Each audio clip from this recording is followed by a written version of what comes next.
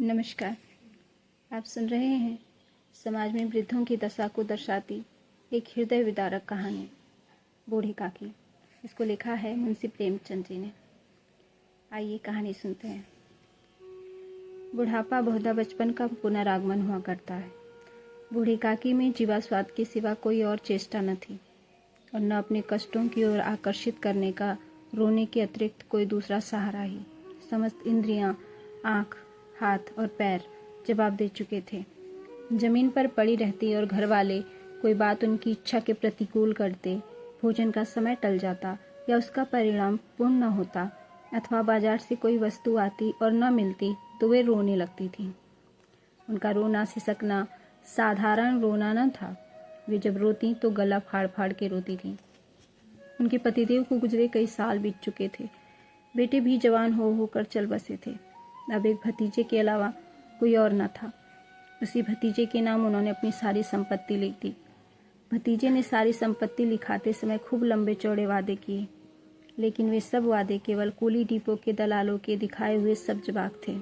यद्यपि उस संपत्ति की वार्षिक आय 150-200 रुपये से कम न थी, तथापि बूढ़ी काकी को पेट भर भोजन भी बड़ी मुश्किल से नसीब होता था। इसमें उसके भतीजे पंडित बुद्धिराम का अपराध था अथवा उसकी अर्धांगिनी श्रीमती रूपा का, इसका निर्णय करना सहज नहीं। बुद्धिराम स्वभाव के सज्जन थे, लेकिन उसी समय तक, जब तक कि उनके कोष पर कोई आँच न आए। रूपा स्वभाव से तीव्र तो थी, लेकिन ईश्वर से डरती थी। अतः बूढ़ी काकी को उसकी तीव्रता उतनी न खलती थी जितनी बुद्धिराम की भलमनसाहट। बुद्धिराम को कभी कभी अपने अत्याचार का खेद होता था। सोचते कि इस संपत्ति के कारण मैं इस समय भला मानुस बना बैठा हूँ। यदि मौखिक आश्वासन और सूखी सहानुभूति से स्थिति में सुधार हो सकता हो तो उन्हें कदाचित कोई आपत्ति न होती, किंतु विशेष व्यय का भय उनकी सुचेष्टा को दबाए रखता था। यहाँ तक कि यदि द्वार पर कोई भला आदमी बैठा होता और बूढ़ी काकी उसी समय अपना राग अलापने लगती तो वे आग बबूला हो जाते और घर में आकर उन्हें जोर से डांटते। लड़कों को बुढ़ों से स्वाभाविक विद्वेष होता ही है। फिर जब माता पिता का रंग देखते तो बूढ़ी काकी को और सताया करते। कोई चुटकी काटकर भाग जाता, कोई इन पर पानी की कुल्ली कर देता। काकी चीख मारकर रोती, किंतु यह बात प्रसिद्ध थी कि वह केवल खाने के लिए रोती हैं, अतः उनके संताप और अंतर्नाद का कोई ध्यान नहीं देता। लेकिन हाँ, काकी क्रोधित होकर बच्चों को गालियां देने लगती तो रूपा घटनास्थल पर पहुंचती। इस भय से काकी अपनी जीवा कृपाण का कदाचित ही प्रयोग करती थी। यद्यपि उपद्रव शांति का यह उपाय रोने से कहीं अधिक उपयुक्त था। सारे परिवार में यदि काकी को किसी से अनुराग था तो वह था बुद्धिराम की छोटी लड़की लाडली का। लाडली अपने दोनों भाइयों से भय से अपने हिस्से की मिठाई चबैना बूढ़ी काकी के पास बैठकर खाया करती थी। यह उसकी रक्षागार थी और यद्यपि काकी की शरण उनकी लोलुपता के कारण बहुत महंगी पड़ती थी, तथापि भाइयों के अन्याय से कहीं सुलभ थी। इसी स्वार्थानुकूलता ने उन दोनों में सहानुभूति का आरोपण कर दिया था। रात का समय था। बुद्धिराम के द्वार पर शहनाई बज रही और गांव के बच्चों का झुंड विस्मयपूर्ण नेत्रों से गाने का रसास्वादन कर रहा। चारपाइयों पर मेहमान विश्राम करते हुए नाइयों से मुक्कियां लगवा रहे थे। पास ही खड़ा हुआ भाट बिरदावली सुना रहा था और कुछ भावज्ञ मेहमानों की वाहवाह पर ऐसा खुश हो रहा था मानो इस वाहवाह का यथार्थ में वही अधिकारी है। दो एक अंग्रेजी पढ़े हुए नवयुवक इन व्यवहारों से उदासीन थे। वे इस गवार मंडली में बोलना अथवा सम्मिलित होना अपनी प्रतिष्ठा के प्रतिकूल समझते थे। आज बुद्धिराम के बड़े लड़के मुखराम का तिलक आया है। यह उसी का उत्सव है। घर के भीतर महिलाएं गा रही थीं। आकर रूपा मेहमानों के लिए भोजन के प्रबंध में व्यस्त थी। भट्ठियों पर कढ़ा चढ़ रहे थे। एक में पूड़ियाँ कचौड़ियाँ निकल रही थीं, दूसरे में अन्य पकवान बन रहे थे। एक बड़े हंडे में मसालेदार तरकारी पक रही थी। घी और मसाले की क्षुधावर्धक सुगंध चारों ओर फैली हुई थी। इधर बूढ़ी काकी अपनी कोठरी में शोकमय विचारों की भांति बैठी हुई थी। यह स्वाद मिश्रित खुशबू उन्हें बेचैन कर रही थी। वे मन ही मन विचार कर रही थी, लगता है मुझे पूड़ियाँ न मिलेंगी। इतनी देर हो गई, कोई भोजन लेकर नहीं आया। लगता है सब लोग भोजन कर चुके हैं, मेरे लिए कुछ न बचा। यह सोचकर उन्हें रोना आया, लेकिन अब शकुन के डर से वह रो न सकी। बूढ़ी काकी काफ़ी देर तक इन्हीं दुखदायक विचारों में डूबी रही। घी और मसालों की खुशबू रह रहकर मन को आपे से बाहर किए देती थी। मुंह में पानी भर आता था। किसे पुकारूं? आज लाडली बेटी भी नहीं आई। कुछ मालूम तो होता कि क्या बन रहा है। उनकी कल्पना में पूरियों की तस्वीर नाचने लगी। खूब लाल लाल, फूली फूली, नरम नरम होंगी। रूपा ने भली भांति भोजन किया होगा। कचौड़ियों में अजवाइन और इलायची की महक आ रही होगी। एक पूड़ी मिलती तो ज़रा हाथ में लेकर देखती। क्यों न चलकर कड़ा के सपने सामने ही बैठूं। पूड़ियाँ छन छन कर तैयार होंगी। फूल हम घर में भी रहकर सूंघ सकते हैं, लेकिन वाटिका में कुछ और बात होती। इस प्रकार निर्णय करके बूढ़ी काकी उकड़ू बैठकर हाथों के बल सरकती हुई बड़ी कठिनाई में चौखट से उतरी और धीरे धीरे रेंगती हुई कड़ा के पास आ बैठी। यहाँ आने पर उन्हें उतना ही धैर्य हुआ जितना भूखे कुत्ते को खाने वाले के पास बैठने से होता है। उस समय रूपा कार्यभार से उद्विग्न हो रही थी। कभी इस कोठे जाती, कभी उस कोठे, कभी कड़ा के पास आती, कभी भंडार में जाती। किसी ने बाहर से आकर कहा, महाराज ठंडाई मांग रहे हैं। किसी ने कहा, भाट आया है, उसे कुछ दे दो। किसी ने कहा, अभी भोजन तैयार होने में कितनी देर है। बेचारी अकेली स्त्री इधर दौड़ते दौड़ते व्याकुल हो रही थी। झुंझलाती थी, कुड़ती थी, लेकिन क्रोध प्रकट करने का अवसर न पाती थी। डर था कि कहीं पड़ोसी यह न करने लगे। इतने में उबल पड़ी। प्यास से स्वयं उसका कंठ सूख रहा था। गर्मी के मारे फूंकी जाती थी, लेकिन इतना अवकाश न मिलता कि जरा पानी पी ले अथवा पंखा लेकर झले। यह भी खटका था कि जरा आँख हटी और चीज़ों की लूट मची। इस अवस्था में उसने बूढ़ी काकी को कड़ा के पास बैठी देखा तो जल उठी। इसका भी ध्यान न रहा कि पड़ोसी ने बैठी हुई हैं। मन से क्या कहेंगी, पुरुषों में लोग सुनेंगे तो क्या कहेंगे। जिस प्रकार मेंढक केचुए पर झपटता है, उसी प्रकार वह बूढ़ी काकी पर झपटी और उन्हें दोनों हाथों से झपट कर बोली, ऐसे पेट में आग लगे। पेट है या भांड? कोठरी में बैठते हुए क्या दम घुटता था? अभी मेहमानों ने नहीं खाया, भगवान को भूख नहीं लगा, तब तक धैर्य नहीं रख सकती थी। आकर छाती पर खड़ी हो गई। जल जाए ऐसी जीभ। दिन भर खाती न होती तो न जाने किसकी हांडी में मुंह डालती। लोग देखेंगे तो कहेंगे कि बुढ़िया को भरपेट खाने को नहीं मिलता, तभी तो इस तरह मुंह बाए फिरती है। नाक कटवा कर दम लेंगी। इतना ठूसती हैं, न जाने कहाँ भस्म हो जाता है। भला चाहती हो तो जाकर कोठरी में बैठो। जब घर के लोग खाने लगेंगे तब तुम्हें भी मिलेगा। तुम कोई देवी नहीं हो कि चाहे किसी के मुंह में पानी न जाए, परंतु तुम्हारी पूजा पहले हो जाए। यह सुनकर बूढ़ी काकी ने सिर उठाया। न रोई न बोली, चुपचाप रेंगती हुई अपनी कोठरी में चली गई। आवाज ऐसी कठोर थी कि हृदय में मस्तिष्क की संपूर्ण शक्तियां, संपूर्ण विचार और संपूर्ण भार उसी ओर आकर्षित हो गए थे। नदी में जब कगार का कोई बृहद खंड कट कर गिरता है तो आसपास का जल समूह चारों ओर उसी स्थान को पूरा करने के लिए दौड़ता है। भोजन की तैयारियां शुरू हो गई। आंगन में पत्तलें बिछ गई। मेहमान खाने लगे। महिलाओं ने जेवनान गीत गाना आरंभ कर दिया। मेहमानों ने नाई और सेवकगण भी उसी मंडली के साथ, लेकिन कुछ हटकर भोजन करने बैठे थे। लेकिन सभ्यता अनुसार जब तक सबके सब खा न चुके, कोई उठ नहीं सकता था। दो एक मेहमान जो कुछ पढ़े लिखे थे, सेवकों के दीर्घहार पर झुझला रहे थे। वे इस बंधन को व्यर्थ, बेसिर पैर की बात समझते थे। उधर बूढ़ी काकी अपनी कोठरी में जाकर पश्चाताप कर रही थी कि मैं कहाँ से कहाँ गई। उन्हें रूपा पर क्रोध न था, अपनी जल्दबाजी पर दुख था।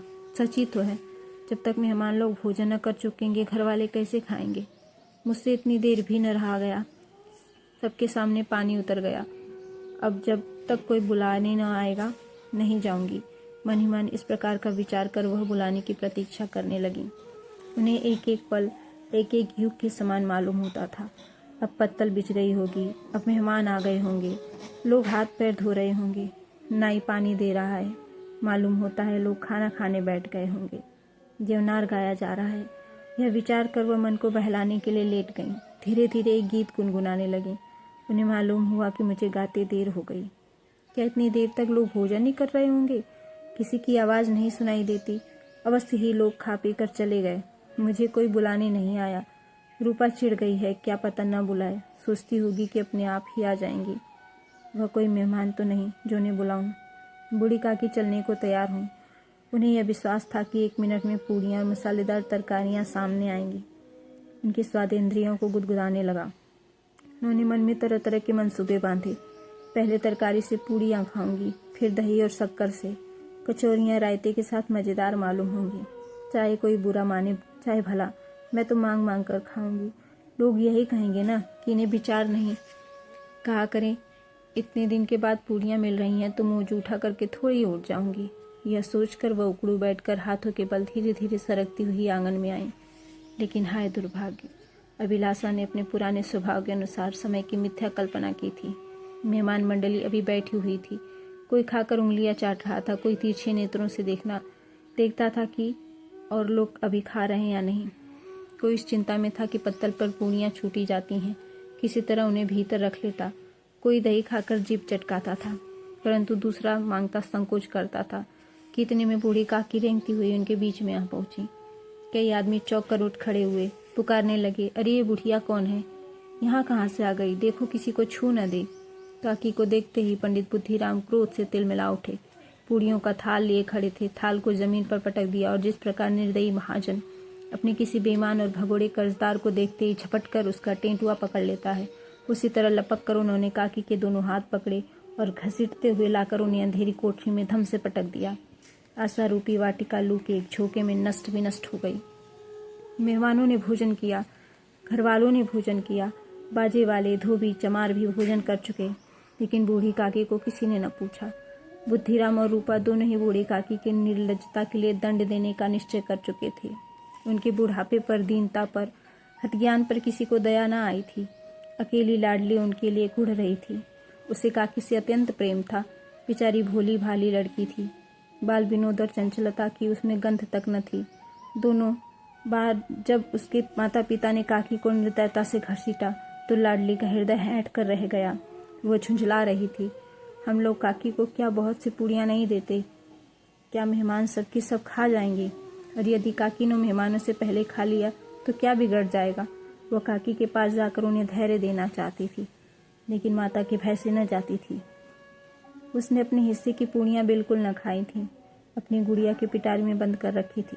उन पूड़ियों को काकी के पास ले जाना चाहती थी। अधीर हो रहा था। बूढ़ी काकी मेरी बात सुनते ही उठ बैठेंगी, पूड़ियाँ देखकर कैसे प्रसन्न होंगी, मुझे खूब प्यार करेंगी। रात के 11 बज चुके थे। रूपा आंगन में पड़ी सो रही थी। लाडली की आंखों में नींद न आती थी। काकी को पूड़ियाँ खिलाने की खुशी उसे सोने न देती थी। उसने गुड़ियों की पिटारी सामने रखी थी। जब विश्वास हो गया कि अम्मा सो रही हैं तो चुपके से उठी और विचारने लगी, कैसे चलूं? चारों ओर अंधेरा था, केवल चूल्हों में आग चमक रही थी और चूल्हों के पास एक कुत्ता लेटा हुआ था। लाडली की नज़र द्वार के सामने वाले नीम की ओर गई। उसे मालूम हुआ कि उस पर हनुमान जी बैठे हुए हैं। उनकी पूंछ, उनकी गदा वह स्पष्ट दिखलाई दे रही है। मारे भय के उसने आंखें बंद कर ली। इतने में कुत्ता उठ बैठा। लाडली को ढांढस बंधा। कई सोए हुए मनुष्यों के बदले एक भागता हुआ कुत्ता उसे अधिक धैर्य का कारण हुआ। उसने पिटारी उठाई, बूढ़ी काकी की कोठरी की ओर चल पड़ी। इधर बूढ़ी काकी को इतना याद था कि किसी ने मेरे हाथ पकड़कर घसीटे। फिर ऐसा मालूम हुआ कि जैसे कोई पहाड़ पर उड़ाए लिए जाता है।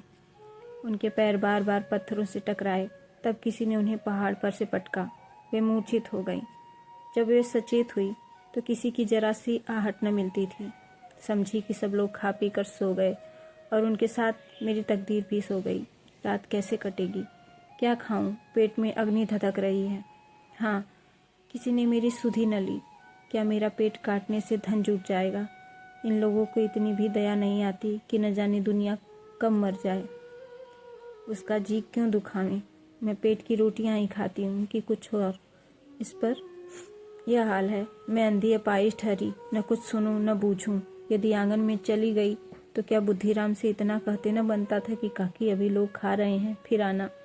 मुझे घसीटा, पटका, उन्हीं पूड़ियों के लिए। रूपा ने सबके सामने गालियां दी, उन्हीं पूड़ियों के लिए। इतनी दुर्गति करने पर भी उन पत्थर का कलेजा न पसीजा। सबको खिलाया, मेरी बात तक न पूछी। जब तब ही न दी तब अब क्या देंगे? यह विचार कर काकी निराश में संतोष के साथ लेट गई। ग्लानि से गला भर भर आता था, परंतु मेहमानों के भय से रोती न थी। तभी सहसा उनके कानों में एक आवाज़ गूंजी, काकी उठो, मैं पूड़ियाँ लाई हूँ। काकी ने लाडली की आवाज़ पहचान ली, झटपट उठी। दोनों हाथों से लाडली को टटोला और उसे गोद में बिठा लिया। लाडली ने उन्हें पूड़ियाँ निकाल कर दी। काकी ने पूड़ियाँ लेकर पूछा, क्या ये पूड़ियाँ तुम्हारी अम्मा ने दी हैं? लाडली बोली, नहीं, ये मेरे हिस्से की हैं। फिर क्या था? काकी पूड़ियों पर टूट पड़ी। 5 मिनट में ही उन्होंने सारी पूड़ियाँ चट कर दी। तब लाडली ने पूछा, काकी पेट भर गया ना? जैसे थोड़ी सी वर्षा ठंडक के स्थान पर और भी गर्मी पैदा कर देती है, उसी प्रकार इन थोड़ी सी पूड़ियों ने काकी की भूख को और भी उत्तेजित कर दिया था। बोली, नहीं बेटा, अभी मेरी भूख शांत नहीं हुई, जाकर अम्मा से और मांग लाओ। लाडली ने कहा, अम्मा सो रही हैं, अगर उन्हें जगाऊंगी तो मारेंगी। कुछ देर सोचने के बाद काकी बोली, तो मेरा हाथ पकड़कर वहाँ ले चलो जहाँ मेहमानों ने बैठकर भोजन किया है। लाडली काकी का अभिप्राय समझ न सकी। उसने काकी का हाथ पकड़ा और ले जाकर जूठे पत्तलों के पास बैठा दिया। दीन, क्षुधातुर, हतज्ञान बुढ़िया पत्तलों से पूड़ियों के टुकड़े चुन चुन कर भच्छर करने लगी। काकी बुद्धिहीन होते हुए भी इतना जानती थी कि मैं वह काम कर रही हूँ जो मुझे कदापि नहीं करना चाहिए। मैं दूसरों की जूठी पत्तल चाट रही हूँ। परंतु बुढ़ापा तृष्णा रोग का अंतिम समय है, जब संपूर्ण इच्छाएं एक ही केंद्र में आ लगती हैं। बूढ़ी काकी में यह केंद्र उनकी स्वानेंद्रिय थी। ठीक उसी समय रूपा की नींद टूट गई। जब उसने देखा कि लाडली मेरे पास नहीं है तो उसने उसे इधर उधर ढूंढा। उसे वहां न पाकर वह उठी तो क्या देखती है कि लाडली जूठी पत्तलों के पास चुपचाप खड़ी है और बूढ़ी काकी पत्तलों पर से पूड़ियों के टुकड़े उठा उठा कर खा रही हैं। यह देख उसका हृदय सन्न हो गया। किसी गाय की गर्दन पर छुरी चलते देखकर जो अवस्था उसकी होती, वही उस समय हुई। एक ब्राह्मणी दूसरों की पत्तले टटोले, इससे अधिक शोकमय दृश्य असंभव था। पूड़ियों के ग्रास के लिए उसकी चचेरी सास ऐसे पतित और निकृष्ट कर्म कर रही है। यह वह दृश्य था जिसे देखकर देखने वालों के हृदय कांप उठते हैं। करुणा और भय से उसकी आंखें भर आई। इस अधर्म के पाप का भागी कौन? उसने सच्चे हृदय से गगन मंडल की ओर हाथ उठाकर कहा, हे ईश्वर, मेरे बच्चों पर दया करो। इस अधर्म का दंड मुझे दे दो, नहीं तो मेरा सत्यानाश हो जाएगा। फिर रूपा शांत दिमाग से सोचने लगी, हाय कितनी निर्दयी हूँ मैं। जिसकी संपत्ति से मुझे 200 रुपया वार्षिक आय हो रही है, उसकी यह दुर्गति, और यह सब मेरे कारण। हे प्रभु, मुझसे बहुत बड़ी भूल हो गई, मुझे माफ़ कर दो। आज मेरे बेटे का तिलक था, सैकड़ों लोगों ने भोजन किया, मैं उनके इशारों पर दासी बनी रही, अपने नाम के लिए सैकड़ों रुपए खर्च किए, लेकिन जिसकी बदौलत हजारों रुपए खाए, उसे इस उत्सव में भी भरपेट भोजन न दे सकी। यह सोचकर रूपा ने एक दिया जलाया और अपने भंडारे का दरवाजा खोल एक थाली में संपूर्ण सामग्रियां सजाकर लिए बूढ़ी काकी की ओर चल पड़ी। काकी के पास पहुंचकर उसने कंठावरुद्ध स्वर से कहा, काकी उठो, भोजन कर लो। मुझसे आज बहुत बड़ी भूल हुई, उसका बुरा मत मानना। प्रभु से प्रार्थना कर दो कि वो मेरा अपराध क्षमा कर दें। भोले भाले बच्चों की तरह जो मिठाइयाँ पाकर मार और तिरस्कार सब भूल जाता है, बूढ़ी काकी वैसे ही सब कुछ भुलाकर बैठी हुई खाना खा रही थी। उनके एक एक रोए से सच्ची सदिच्छाएं निकल रही थीं और रूपा उनके पास बैठी स्वर्गीय दृश्य का आनंद लेने में निमग्न थी। धन्यवाद। आप सुन रहे थे कहानी बूढ़ी काकी। कहानी आपको कैसी लगी कमेंट बॉक्स में ज़रूर बताइए। धन्यवाद।